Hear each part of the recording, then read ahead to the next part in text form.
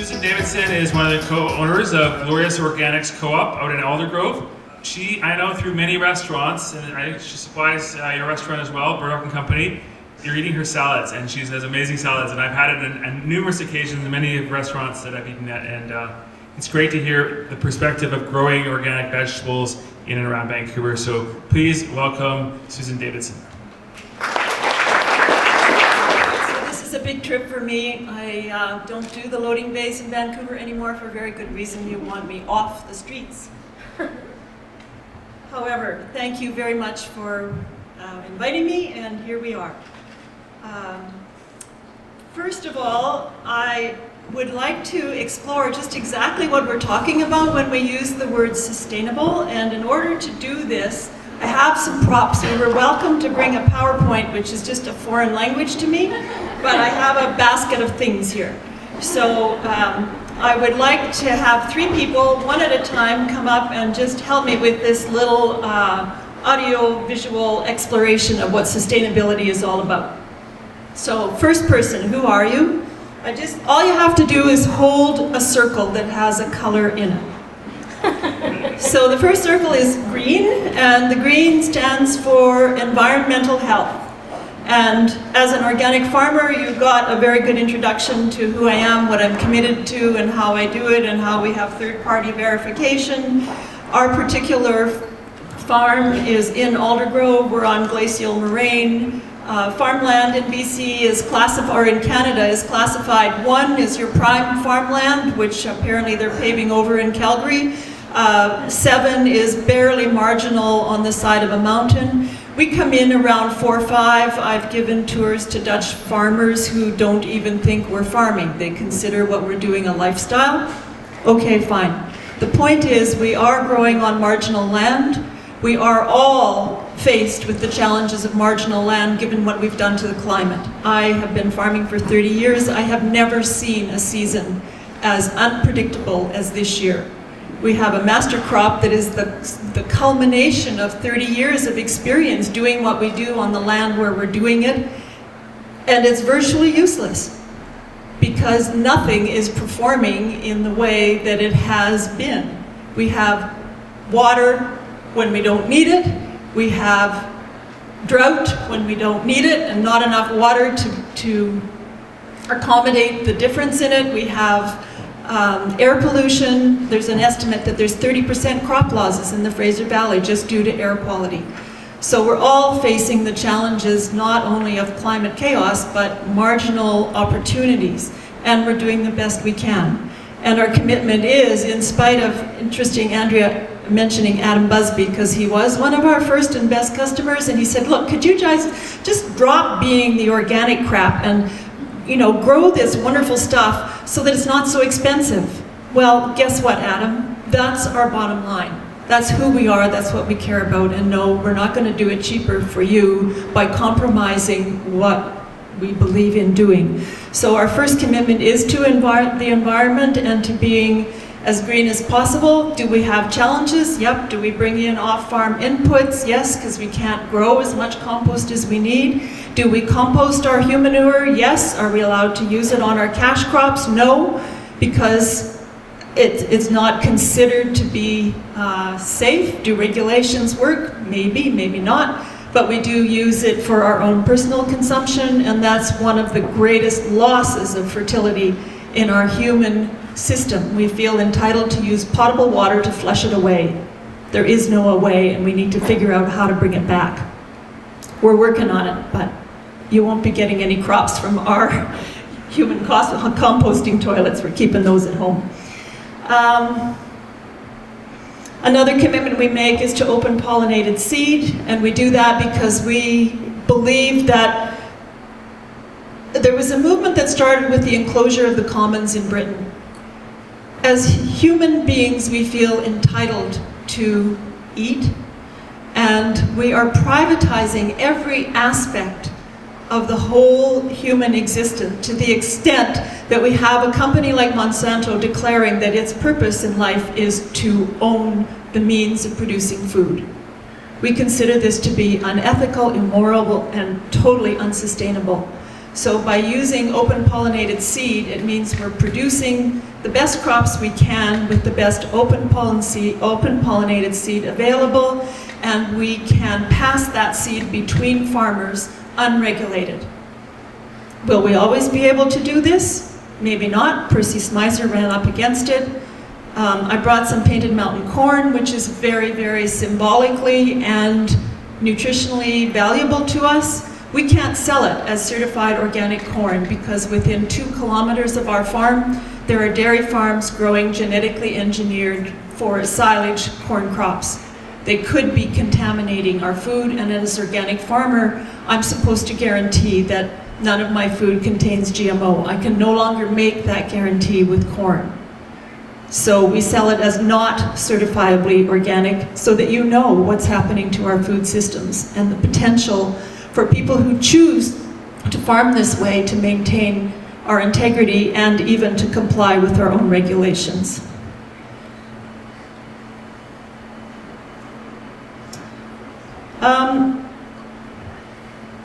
There's a quote from an organization that we get reports from that says, with no ecological bank statement, nations, and I say extend that to all of us, are spending blindly. So without the environmental accountability, no sustainability. Next, volunteer. No, you get to stay. All you gotta do is stand here. Okay, so then we have yellow. Yellow stands for financial viability, and again, as Felix pointed out, we're in business. I've had people farm with me for 2 years, and on the way back from the East Van Market, Chris looked at me and she said, I'm just starting to get it. Like, farming is a business. Yeah, it's close to the earth, it's spiritually sound, it's nutritionally grand, and it's all of those great things, and we have to stay in business. However, we have to make choices that will permit us to be accountable in our business. So in our business, the main currency is time. That's what we have to measure how we price our products for sale. We say for every hour that it takes us to harvest and prepare a product to send to Andrea or wherever it's going, we have to sell it for $35 to $40. So our labor costs between $10 and $12 an hour in order to cover all of the costs of access to land and delivering and sales and all of the things that move that seed to Andrea's plate. That's how we justify, verify, and create our cost accounting. So in addition, I'm not proud to say that after 30 years in farming, I kind of have some seniority, and my wage is $12 an hour. That's what our co-op is able to pay me for that level of commitment and that time of service. I have a lot of other things that other people don't have, so my $12 is worth quite a bit more. I don't have a job costume. I don't have to commute to Vancouver to get my paycheck. And I have something that the Mondragon cooperatives call the anticipado. The anticipado is the joy and the satisfaction that you get from your work. And that is considered to be the bonus part of your paycheck. And that was a very, very liberating concept for me 25 years ago when we had a cooperative specialist come by and kind of help us out. So the other thing we do when we have a good year, which we have had and hope to have again, we calculate all our true costs and our labor, and we take whatever is left and we create a pool, and we divide that pool into 3 parts. 1/3 is bonus back to workers based on hours worked, so sometimes you might get, $12.50 an hour or $11 an hour at the end of the year. 1/3 goes back into the company for things like, the truck that needs replacing this year. And the other 1/3 goes to support the larger community. So we have been fundamental in helping with the BCARA, which is our organic certifying organization in the Valley. We've sent money to the Seeds of Diversity. We've been, supported other causes that we consider to be complementary to what we're doing and believing in. Okay. 3rd volunteer. So red, social justice. Really important for us, in addition to doing the work and growing it as environmentally sustainably as possible, we are a workers' cooperative. We were originally the Glorious Garnish and Seasonal Salad Company Limited, which is a corporate model. The way that the system works is that the purpose of a limited company is to return profit to shareholders. And we didn't feel that really reflected the culture that we were building and working with. So in 2006, when it was time for some of the old gray hairs to begin to get out of the way, we felt we really needed to change that ownership model. And so we dissolved the limited company, came up with a sayable name, and reincorporated as Glorious Organics Cooperative. So we're now a cooperative of 5 members, and we are open to having more members in the cooperative. The condition is that you work with us for a season. You're allowed to come to any of the company meetings where any of the financials or growing plans or marketing plans or whatever are discussed. We don't pay you for those hours, but you log them if you choose to become a member of our cooperative and are accepted. You're paid for those hours and they go towards your share capital. Your share capital is $1,000 and it stays on deposit with the co-op for as long as you're with us, and should you choose to leave, your share capital is redeemable. This model, for us, much more closely aligns with the values that we're trying to build in terms of long-term investment in what we're doing and influencing what we do. So we have a description of our culture, which is amorphous cohesion. This would drive a lot of people nuts, and a lot of workers will stay with for a season and just say, you know what, this is just too crazy. I can't tell what I'm supposed to be doing. I got 5 different people's ideas, and this is not going to work for me. On the other hand, the intention is to try to embrace full life circles. So we have the youngest person on the farm is 2, the eldest person is 79. We're trying to build a community that's intergenerational, that will continue to steward the land and to keep it farming in perpetuity. So I'm training, Corey, who's 8, because I really need help cleaning out all those plastic bags at the end of market day. And I'm teaching her to tell time, and I'm showing her that, yep, we're going to pay her $5 an hour, but she needs to put the $5 in. So we're beginning to have that culture of engagement. On the other hand, you know what? There's days she's not going to feel like it, and that's okay because she's 8. But that's the involvement that we're trying to build into what we're doing. And what we're finding with the kind of 20, 30, 40 somethings is they're not really willing to farm the way we farm to get the thing going. I mean, we were flat out, we didn't do anything. I can remember one night it was 11 o'clock and I said to Heather, who was one of the owners of the company before I became a co-owner, hey Heather, I kind of said I'd pick up my daughter at the bus stop at 11 o'clock. Is it okay if I leave? Because we had to get the stuff ready to get out to the restaurants the next morning. The truck had to go out at 6 o'clock. We don't do that anymore. We have more confidence in what we're doing, and we find that people really want to have leisure time. They want to have social time, and they really want to have a full lifestyle, which is going to be really important to keep that farm going. So we're exploring how much elasticity we can work with. Those are all part of our social justice, the culture that we're building. Okay, so what's sustainability? So you need to come together and be a Venn diagram, okay? 1, 2, 3, and what's sustainable is where the sweet spot is in the middle. It's not where they touch. It's only where they actually overlap. And that's what our bottom line is. We don't have a very effective way of demonstrating a triple bottom line, but that's my understanding of it. And unless we're addressing all of those 3 components, we don't consider that we're farming sustainably. So, thank you.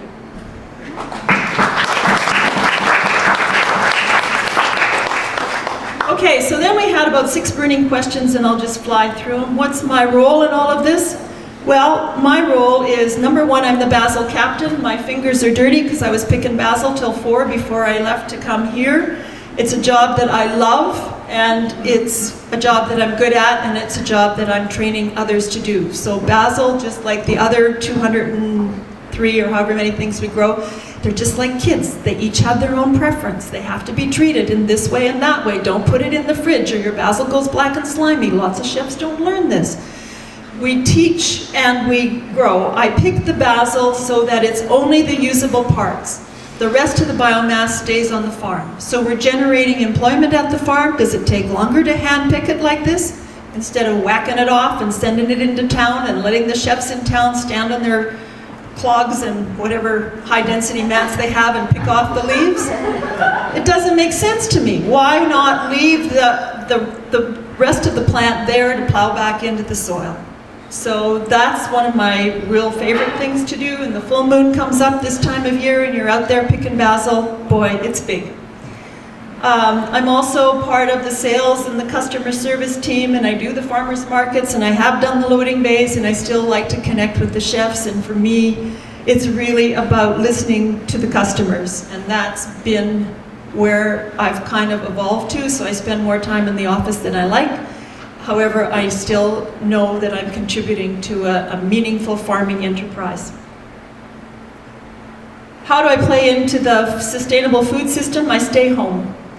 I'm a vibes watcher. I care about my people. We just had one of our workers is now the grandmother of twins.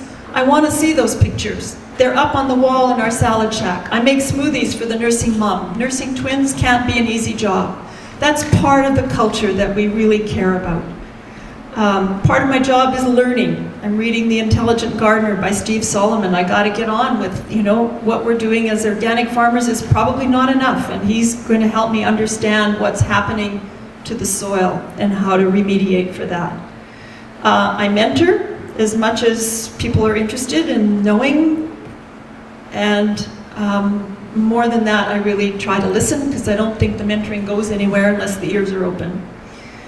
What's my understanding of local? I don't agree with the Canadian Federated Inspectors Association. What's a CFIA stand for? Can't remember. But anyway, they're lobbying to own the word local and to make it mean 50 kilometers from some political arbitrary boundary. That doesn't work for me. For me, what local is about, it's about transparency, accountability, relationships to the earth, to people, and to community. How do I communicate with my customers? Well, sometimes I talk too much, but more than that, I try to listen and really figure out where they're coming from. They complain about the price of radicchio. That's the price we need to charge so that I can get paid $12 an hour to grow it for you. If that's as much as they can hear, that's what they'll get. If they want more than that, they can have it. Customers are a really important part of the cycle. They are making an economic investment, which Felix described. When they eat our food, they are making a health investment for themselves, and if they share it with others, they're making a social investment. Listening to the customers, I've learned, we've grown Little Gem squash for years. It came originally from South Africa. The reason it's called Little Gem is that it's the first food that people in South Africa feed their babies when they're starting to wean them. To me, that makes that particular vegetable way more meaningful to eat, because a customer from South Africa told me that that's part of their culture, where that plant came from. Protecting farmland. Yeah, we got to protect it. There's some modifications, though, to protecting the farmland. As far as I'm concerned, we also have to protect farmers. I'm 69, I'm gray, I'm getting old, I'm getting tired. I really need us to bring in the younger generation, and there is lots of new initiatives happening. The urban farmers movement is largely driven by the younger generation. There's a young agrarians group. There are lots of things happening, and they're going to have to settle down and stay in a place and really, really anchor and have access to good farmland. And then we also need the customers who are willing to invest and share the risk.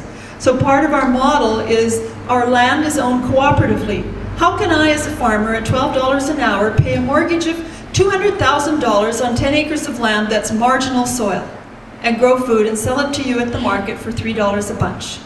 This is not an operation that's going to happen. So we have at Fraser Common Farm 45 shareholders. Glen Valley Farm, which we helped to establish in Fort Langley, 60 shareholders. These are people who are investing in the farmland to make it accessible to the farmers because they feel the privilege and the entitlement of eating. Quality, taste, and local. So my comment on that is we really need to re-inhabit kitchens, get out of the cheap food cycle, restore the joy of eating as an act of personal and community nurturing. Politics at play. Don't think it's going to work for us to wait for our leaders to fix it. Don't think that Premier Harper is going to stop the pipeline from coming through the Fraser Valley. I think I need to just get out there and work on it. I've got a thing called the subversive document, which basically says any organization doesn't really have a purpose and isn't really going to get anything done. It's the people who can identify the resources that are captured in that particular cluster of energy that can make it work. So, yeah, so that's what I'm about doing. I think that's it. Thank you.